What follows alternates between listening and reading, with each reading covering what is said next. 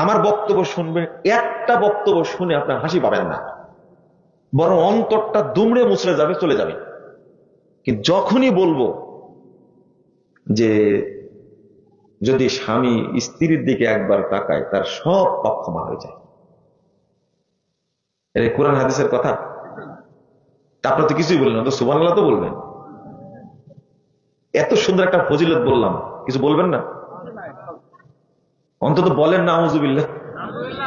এই যে স্ত্রীর মুখের দিকে তাকালে সব পাপ ক্ষমা হয়ে যায়, মনে হচ্ছে ওর বাপ খাতা নিয়ে বসে আছে। কথা কি বুঝতে পারলেন? পাপ ক্ষমা করার মালিক কে? ও তো আল্লাহকেই চিনে না, এই জন্য বাজে কথা বলে। ও আজ পর্যন্ত আল্লাহকে চিনে, আল্লাহ সর্বত্র বিরাজমান। চিনে না হয় এভাবেই চিনে।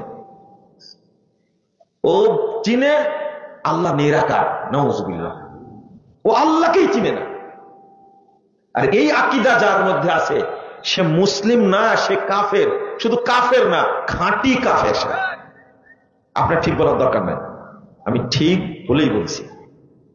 শুধু শুনে রাখেন, যারা এই বিশ্বাস করবে আল্লাহ সর্বত্র বিরাজমান, এই বিশ্বাস যে করবে, যত বড় আলেম হোক না কেন, যত বড় নেতা হোক না কেন, সে খাঁটি কাফের, অরিজিনাল ফ্রেশ কাফের।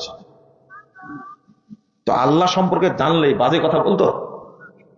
আপনার বললে আনন্দ পাবেন। আপনি যে ব্যক্তি স্ত্রীর নিচের ঠোঁটে চুমু দেয়, তার জন্য কবুল উমরার নেকি লেখা হয়, এটা খুব আনন্দ পাবেন। এই যে যুখরুফাল কওল,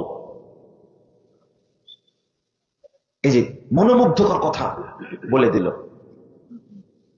একটুকু ভয় করলো না যে কবুল উমরার নেকি দেওয়ার মালিক কে? না, হুজুর নিজে। এয়ারপোর্টে আমাকে বলছে, আপনি তো আমাদের ভাত মারা শুরু করেছেন। কেন? আমি চিনি না, আমাকে চিনে। বলছে আসলে আমরা তদন্ত করার সময়ই পাই না। আমি বলে ফেলেছি, বলেন যে যোগ্যতা নাই। বুঝেননি কথা? বলেন যে যোগ্যতা নাই। কোরআন হাদিসের যোগ্যতা কাকে বলে? ছেলেগুলো যে বের হলো আপনার প্রতিষ্ঠান থেকে, এরা কিন্তু আপনাদের জন্য রহমত। এই প্রতিষ্ঠানের জন্য রহমত। যাকাত যা বের হবে সব দিবেন এখানে। কথা কি বুঝাতে পারলাম? আর যদি না দেন, বুঝবো আপনার অন্তর ইবলিস শয়তান বসে আছে। আলেম তৈরি করেন, এই জাহেল গুলো সমাজে আর আসতে পারবে না ইনশাআল্লাহ। নাহলে এই কথা বলে